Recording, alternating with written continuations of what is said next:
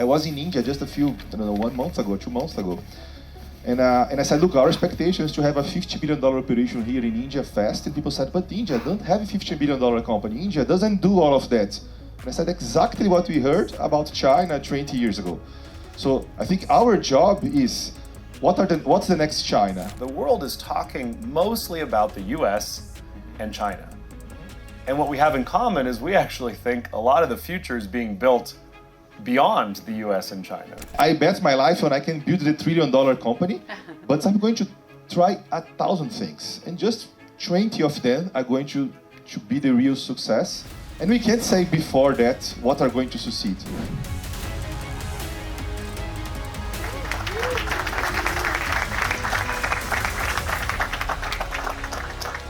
And as he comes up, I'm going to actually ask Fabricio to tell 2 stories to get us started.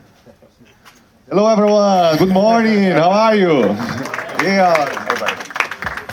Thank you for being here. Big pleasure to be here. Very good to be here in Endeavor with this amazing view. Oh, where's the view? Okay, but I know behind the view's here, right there. The view is amazing. So hope you are enjoying. Please have a seat. Fabricio, the stories I want to tell to start are a little bit of the history and the story of Prosus, but first a little bit of the history and story of Fabricio. And share with these guys a little bit where you grew up, what your background is, but also at one point you came to Linda, our CEO, and you said, Linda, I run an Endeavor company, but I'm not yet an Endeavor entrepreneur.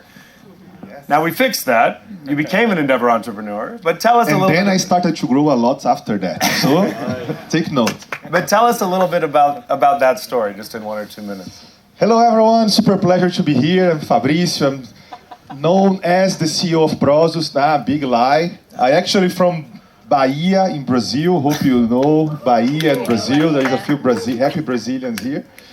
And I moved to São Paulo. I started a company, 2 people. Did computer science, started a 2-people company in São Paulo.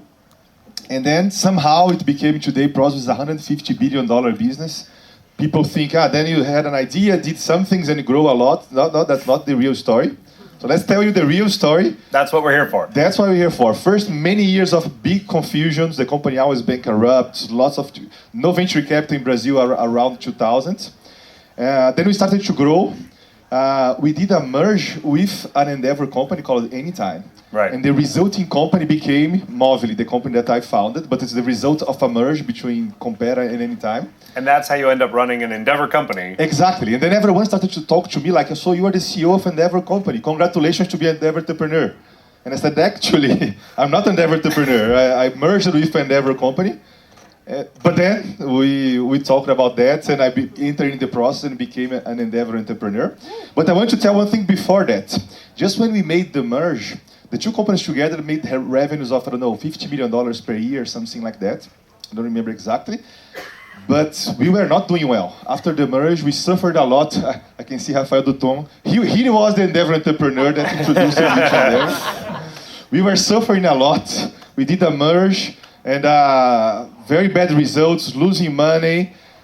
And we said, Endeavor recommended to us we should be very good in management model. And Endeavor recommended to us a company, a consultant that was an Endeavor mentor, to help us on the management model. And this was so successful that this was a critical moment in our story by 2010 or 11. And this management model today is the basis of Movili, then iFood, now I'm CEO of Prosus and Prosus. And we have the same thing that started with an Endeavor meeting 15 years ago today, running in South Africa, in India, in Europe, all around the world. So Endeavor has a very big, important part in our story. Thank you, Endeavor. Hope I can give it back a little. Amazing. In our next steps in Endeavor. Amazing. I didn't even realize that part, but how about a round of applause for Endeavor? And as a curiosity, just the brief story, this company grew a lot. So after lots of suffering, after we meet Endeavor, the company grew a lot. Then we started to diversify. We invested in many businesses. One of them was iFood. iFood keep growing. Today it's a company selling around $20 billion per year. If you look, the whole ecosystem in Latin America now is $25 billion per year. It's one of the biggest food delivery business in the world. And then I have 2 big investors, Innova, that is here probably somewhere, Veronica. Mm-hmm. No, she's not. Oh my God, but she's not recording. She's already recording something here or taking pictures. She'll be there tonight. I'm don't sure. worry. So Innova and Prosus. And then Prosus is a very big company. When I joined, it was like a $80 billion company.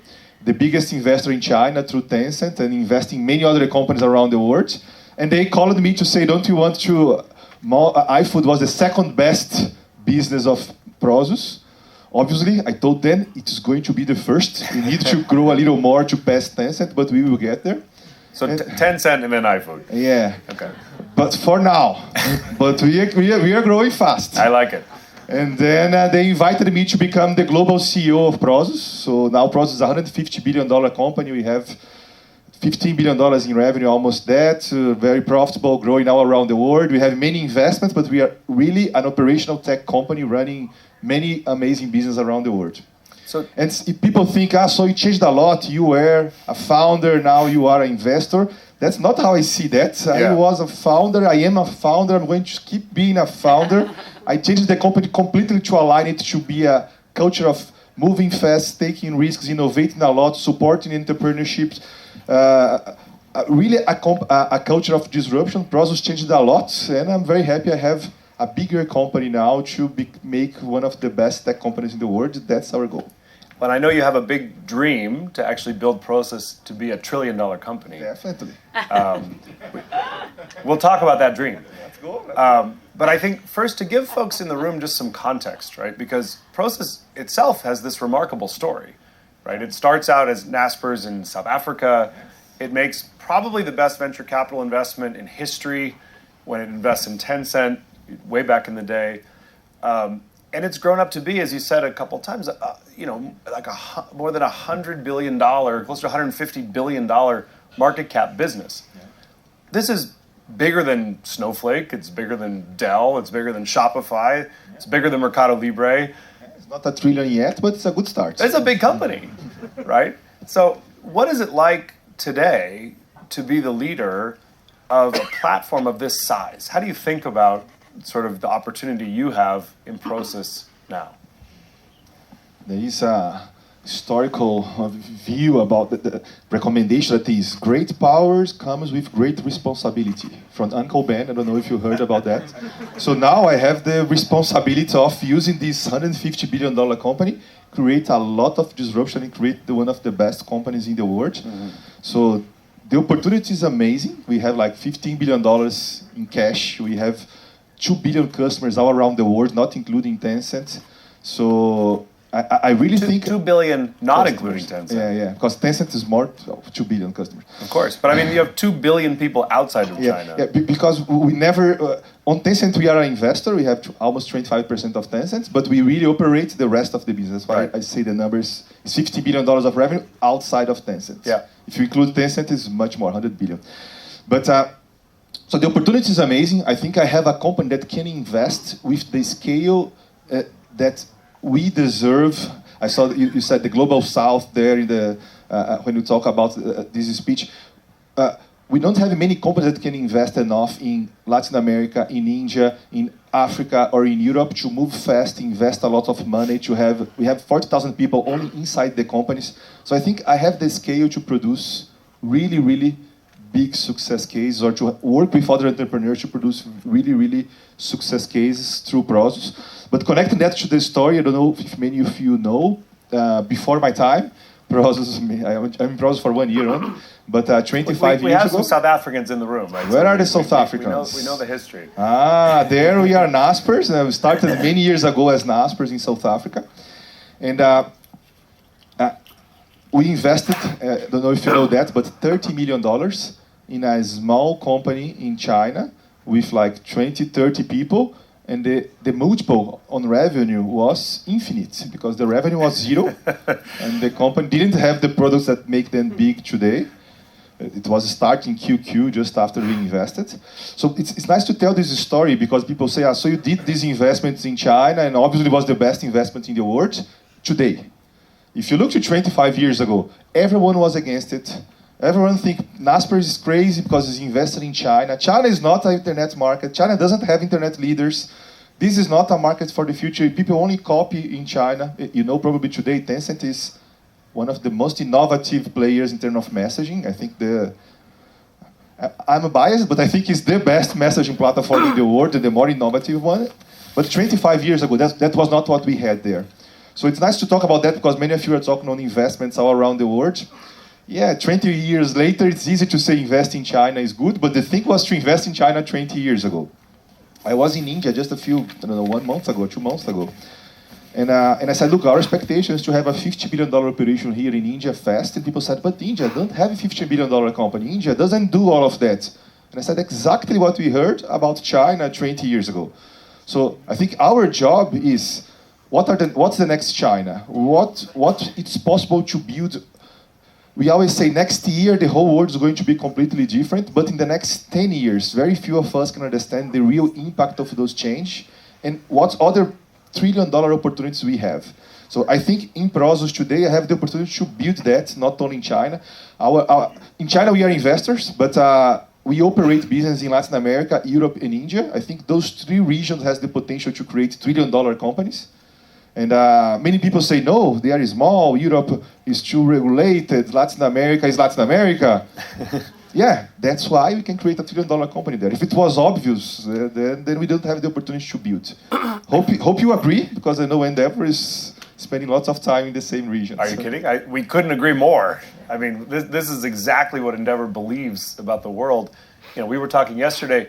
You guys have called out and made very explicit in your marketing and in your reporting and how you talk to the world as a public company that you think the future is in Latin America, Europe, and India. Yeah. Endeavor will almost take your bet and raise you one, because we think it's in Latin America, Europe, and elsewhere. Right? This is India and beyond, right? Middle East and Africa and really around the world. But importantly, Fabricio, I think one way to kind of bring it to the mainstream conversation is that the world is talking mostly about the US and China. And what we have in common is we actually think a lot of the future is being built beyond the US and China, right, in these other places. We made $200 billion in the Tencent investment. 200 billion, yeah, with a B. Yeah, because good we investment. have today, it was good. I'm trying to make a couple of those with our fund. That would be good. And, the LPs in the room would be happy if I did 1 or 2 of those. But no one was talking about China 20 years ago. That's why it is possible to make these investments. Everyone is talking today about US and China. Great, but no one was talking about from China there. Yeah. So I'm extremely passionate about AI. We are doing a lot. As I told you, we have a scale now to invest and to really try to build the future in Prosus. But I'm very excited about AI. I think AI is amazing. It's as important as the Industrial Revolution. We are going to have many trillion-dollar company. That said, the whole world is investing doing that exactly in San Francisco, maybe 100 kilometers around and not very far from that. Right. So I'm sure there will be $1 trillion results of the investments in San Francisco.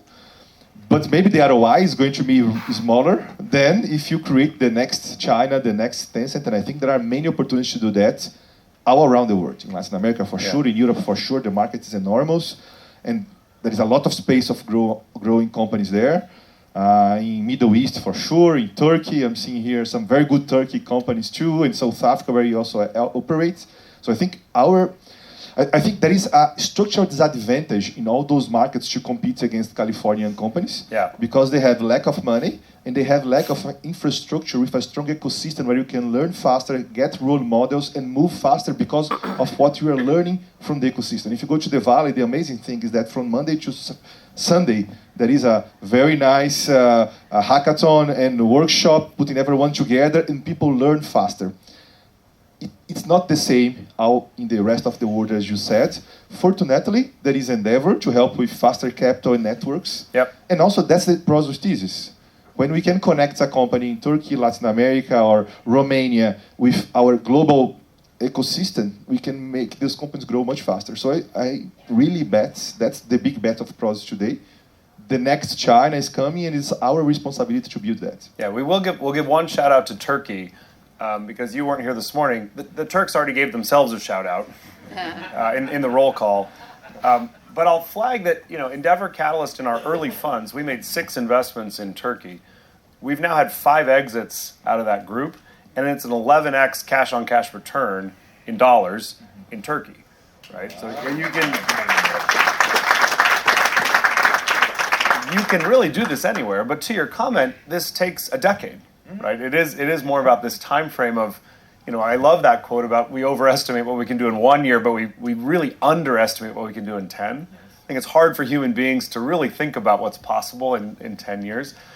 You've done an amazing job kind of adopting this mindset, right, of thinking 10 years at a time. How do you do it, Fabricio? Like, how do you make yourself think like this?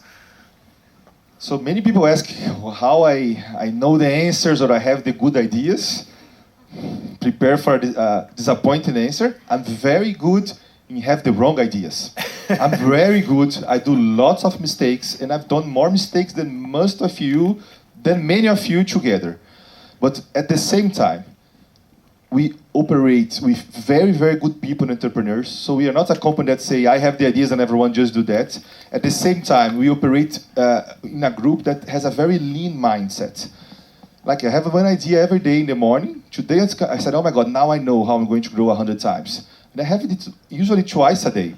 But most of them are wrong. The secret is failing is part of life, but learning and moving faster every day is what makes the difference. I can do that because we have a culture where everyone has the same vision and passion, and everyone behaves as an entrepreneur, every day making the company a little better. Also, we try to be lean. So if you have an idea, we'll put 3 people to work on that for 2 weeks, make a hypothesis test. It's going to fail. Then you do again next week, fail again, then you do again next week. And after 10 interactions, maybe you have something that is working, and then I should commit more capital. Or it didn't work, and we are going to pivot again and go to another idea. So I'm telling this to you because many of you say, I had this idea, and just go for that. I'm going to bet my life on that. I bet my life on I can build the $1 trillion company, but I'm going to try 1,000 things, and just 20 of them are going to be the real success. And we can't say before that what are going to succeed. So my point to you is the most important thing is people, and keep learning, keep thinking very big, having a team that is integrated. I see so many companies around that the internal execution is not good enough, so you have to compete with the world, but your internal team is not aligned and doing their best, you're not going to win. If you have a team that is better than you, that's the secret. You have to look to all your team and say, those guys are working harder and better than me, and then we going to start to succeed. And be prepared to iterate, test, and learn until you start to do something that works. Then you have to put money fast and scale. So on Prosus, I have, as I told you, $15 billion that I can put money fast and scale. But I never say, that's Fabricio idea, put $2 billion there because it's going to work. No, we have 100 tests happening right now, and 1 or 2 of them are going to put $1 billion. I don't know what is the right one today. Yeah. As soon as I know, I'll call you. Well, you have a 100x idea twice a day, right? 7 a.m. and 2 p.m. you get a 100x idea. So. And usually they're wrong, but I can tell you the idea. Let's actually want to ask a business question. You're the chairman of iFood, right? iFood's become a really big, important company in Brazil. You guys just announced a partnership, actually, with Uber. Yeah. Talk to me about kind of the decision to build versus partner, or why partner up with Uber in this way? Yeah, this is an interesting long story. Many years ago, the big thing was how to create the big super app. And everyone was trying to create an app with 100 things on this app. That was not our strategic choice. Our strategic choice is let's be very good in food delivery. I don't know if you know, but iFood, as I told you, has more or less 100 million customers, like 90% market share in Brazil. It's $20 billion in sales. So, and it turns out people eat 3 times a day, right? So pretty good recurrence. And we are just getting started. So imagine in 2 years. They're going to eat 6 times a day? We are going to eat all the 3 times in iFood. That's the goal. Okay, got it. So many years ago, our thing was, can we make... people was betting super apps. Our bet was not that. Was let's make food delivery exceptional. And it was a very good bet. Actually, we have the super app results in China, specifically in Tencent. Actually, it's a big case. But most of the cases that try to do 25 things in one app, they didn't get to the dream frequency and retention that we dreamed. What we try to do is, food delivery is amazing by itself. We have to be exceptional on that. And we did that. Like, we have a strong leader in Brazil. But then now, and again, 2, 3, 4, 5 years later, we believe that with the very high frequency, the very high retention we have, we can build on top of this use case that the user use 10 times per month, other services. Then we launched like a credit card to buying food, we call that iFood Benefícios. We launched POS for the restaurants, credit for restaurants, grocery, pet shops. So now I have at least 10 business on top of a very strong core. It's all this food delivery ecosystem, though, right? The food is the foundation, and now I have 10 business on top of that. Now most of those 10 business are profitable, and we are investing in the next 10 business. So my point to you is, and I will get to Uber.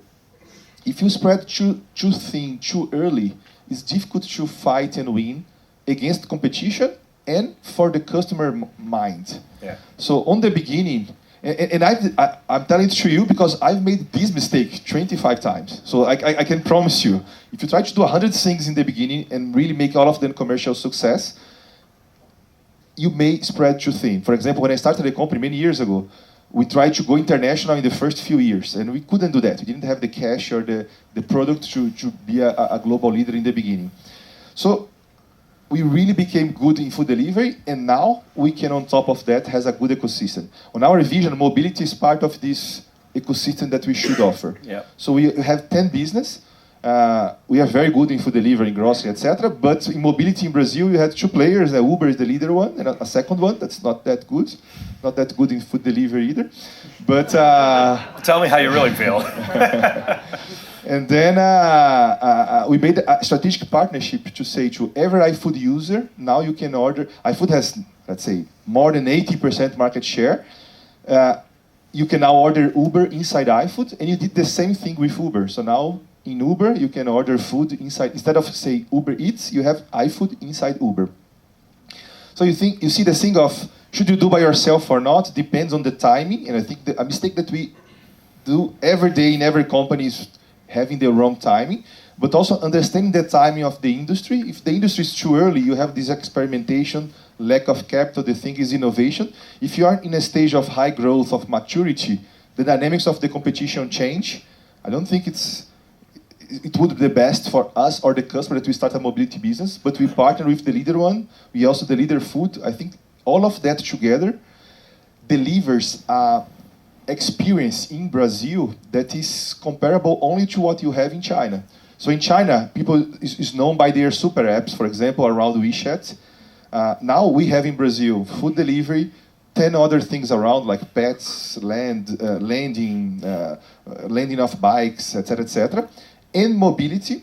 And we acquired Decolar or Despegar in Latin America. So now I have airplane tickets and hotels. So I think it's only Brazil and China that we can have one very big tech player offering all of that to the customers. That's the vision that we are implementing now. And in China, increasingly the food delivery is actually coming by drone, right? Is that that's a technology? Are you guys looking into doing that for Brazil? We do it for 4 years. Amazing. Yeah, we do it for 4 years. But in just 2 cities, I think we do drone delivery flying in Brazil. And we do also drone delivery, not drone, but robot deliveries inside some shopping centers. But the scale is very small yet. It's like, it's amazing, it's super fun when the food arrives flying. Yeah. But the scale is small both in Brazil and in China. It's funny, because of the scale, I see how it is growing. It's still many years ahead in Brazil and China. However, now I am a Dutch Brazilian, so I live now in Amsterdam. I'm the CEO of Prosus. Prosus headquarters is in Amsterdam. In Europe, the situation is a little different because the cost of the labor is much higher, and you have other restrictions in terms of labors. So that robot that probably in Brazil that doesn't pay off, probably they pay off in Europe. And we acquired Just Eat Takeaway, the #1 food delivery business in Europe. So in Brazil and China, we have robots. I think in Europe and US, you have even more opportunity for robots. Exactly. Interesting. Let's talk about Europe, actually, because we were together at a summit you guys convened in London just a few weeks ago. You know, you're living in Amsterdam. You've opened this AI house in Amsterdam. I go to work by bicycle. What proves that I am a Dutch, but now almost Dutch. Every day in the morning, I take my bicycle. I go to I love it. Amazing. But I guess Europe, you know, if you read the headlines, people do not think of Europe as a exciting, dynamic, growing place. You do. You see it as a big opportunity. Amazing, yeah? Tell us why. Because you know what you just described was exactly the phrase we heard about China 20 years ago. So I hear that and say, oh, good, maybe I can make $1 trillion there. Look, if everyone thinks this is the $1 trillion, if everyone thinks this company values $5 trillion, even if the multiple is 500, I don't know, maybe your ROI is not going to be that good. Yeah. So on Europe, we did an event with Mario Draghi. I'm a big fan of Mario Draghi. Hope you know who he is. He wrote a report about competitiveness in Europe that is very important. And he was in this event, many amazing speakers talking about how we can make Europe an amazing tech region. I love the opportunity because Europe has more or less the same GDP as US. It's like 15-20% smaller. But in US, the top 5 companies or top 7 companies value 20 trillion. The top 7 of Europe value maybe 1 trillion, maybe a little less. So I think Europe failed miserably in creating wealth through technology over the last 20 years. I think the reasons are more or less agreed by everyone. Too much focus in regulation, work ethics that people start talking about. Let's regulate, let's define the rules before the market exists. Let's avoid risk, let's build when we have more certainty. It is slower. So many people think this is the end. I think amazing opportunity. Because if you can in a market that size, or there is other problems like the 2 other things that's very important. The fact that the market is too much, you have 27 states with different rules, and you don't have an integrated capital market, nor integrated service market. Too fragmented. Or as Brazilians often say in English, pulverized. Exactly. And the last pulverized is not right, because I say that all the time. I know. It's not wrong. Okay. It's not what gringos would say. I'm learning a lot here. Talking pulverizado, right? I know where it comes from. Fragmented. From okay, good. Fragmented. I'll take note about that. and the last thing is the competition dynamics. For example, we have 2 big food delivery business there, and the competition dynamics said sell one of the 2. What is crazy, because the competition is not against Italy and Poland. The competition is how Europe compares to US and compares to China. Right. But the regulators in Europe, they say how Poland competes with Portugal. And then we are going to create 2 amazing losers. And Europe is going to keep losing for more 20 years. So we are a big company. We're a $150 billion company. We are aggressively talking to Europe. If you want to win the next 10 years, you have to change. And I believe it's possible. It's possible not because we are lucky, it's because we have to work to build a better structure, ecosystem in Europe. I guess one of the things we were talking about yesterday is just the incredible things that are happening in China. Right? You spend time there. I've spent some time there. We're taking a trip next year. We're taking a bunch of Endeavor entrepreneurs to China as sort of like a learning tour. Give the audience a flavor, I guess, for what you see happening in technology in some of these big cities in China today. Yeah, I think I am a big fan of US, and I created my company inspired by what happens here in California. But sometimes US look too much to US and say the rest probably is bad because there is the US and the rest that is bad. You should go visit more China. China is being extremely innovative. The quality of products are moving very fast. The size of the many things that today West is also copying China, like Tencent, a very good company. You should also buy Tencent shares. Amazing company. I have this bias, but like Tencent, also Prosus. Prosus also owns a lot of Tencent.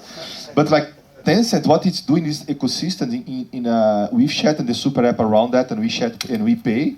It's a benchmark for everyone else. What is happening right now there in AI, it's extremely exciting because here they don't have the processing power that we have in Europe or around the world, and they are doing similar things without the processing power. What is extremely exciting. The number 1 and number 2 and number 3 open source LLMs is QN and also DeepSeek. And you saw in the last 3 weeks, we said GPT-5 is the best thing in the world. Then 1 week later, Gemini 3 is the best in the world. Then 3 days later, Cloud is the best in the world. Then 2 days later, DeepSeek is doing better than Gemini in terms of reasoning without 10% of the processing power. So China is using the restriction they have to innovate very fast. And we have to be how can I say, we have to have a low ego to think maybe they are doing things that is very good, and we have to learn from that and even increase our bar on what is possible. So they are chatbots there. They are not using ChatGPT there, but they are using other 2 or 3 players, including Tencent and Alibaba and ByteDance. It's also very good and growing very fast. So when I go to China, it's the same feeling to go into Silicon Valley with more grit to work. So I live in Europe, so people in Europe work something, then you have people in US that work much more, and you have people in China that works much more. So the speed of innovation there is something that you should not say, they are just copying. It's not true. The innovation is amazing. And just to reinforce one point, in terms of robots, when you talk about robots 1 year ago, it was still science fiction. It's not anymore. We will have robots around us connected to LLM. We ask things from them, and they're going to do things. It's not 10 years ahead. Maybe it's 3. Probably it's 1 or 8 months. The China are much more advanced than what we are talking here in the US. So I think we have to keep learning for the best place, and the best place are Silicon Valley and Beijing. Interesting. Fabricio, you're a very busy guy, right? You have an incredible... But never busy in so exciting things as coming to Endeavor and meet everyone here. So I'm very happy to be here. Well, you stole my question. But, it's serious, right? That, you were in London with Mario Draghi last week. I think you were in South Africa with... In the G20, it was amazing. The G20 with heads of state. But this week you're here for Endeavor Week, and you're here with Endeavor. I guess maybe the question to you is why? Like, why is paying it forward important to you, right? Why is telling this story of encouraging people to have ambition important to you? Why does it matter? First, I think we are very, very lucky. We all here, not only me, but every one of us. Obviously, we work a lot. Obviously, we are smart, etc. But we are very lucky. And I see the world as an interconnected place. We get lucky sometimes, and we have to give it back even more than what we got. I learned a lot on Endeavor, on inspiration, on management model, as I told you, and on traveling around the world and meeting everyone through Endeavor. And I think it's my responsibility to give it back, not only to Endeavor, because we learned it from Endeavor, but to give it back generally. So I was talking yesterday to some Endeavor entrepreneurs, the importance of also have some balance. It's a little difficult because I travel too much, but I try to have balance with family and with health. And we have also to have balance to invest time in the people that has less lucky than myself. Yeah. I have to make a merchandise here. Kelly is here, merchandise. She runs a foundation called 1B Foundation, where I have the pleasure to donate a lot so we can use technology to disrupt public education in Brazil. Amazing.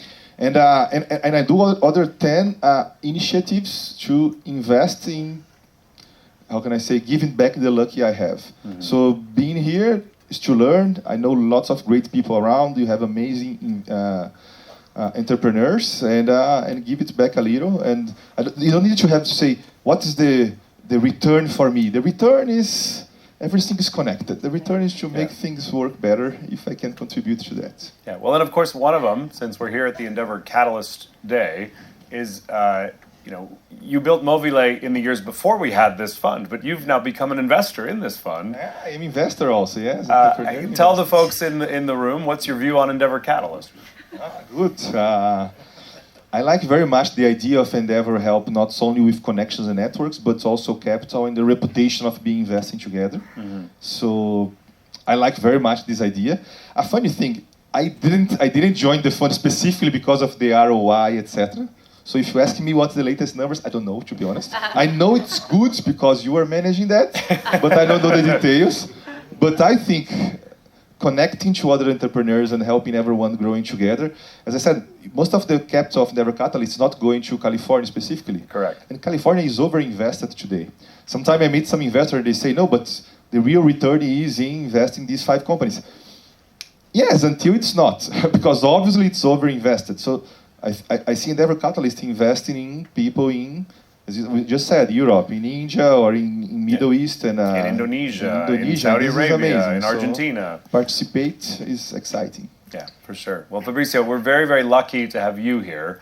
I think everybody in the room understands just how privileged and lucky we are to be a part of this community. I'll close with one story. I have a 6-year-old daughter, and a couple of years ago when she was 4, it was like take your parents to work day, and you get to introduce your parents and explain what they do for their job. Now, my wife is a trauma surgeon, so very easy. This is my mom.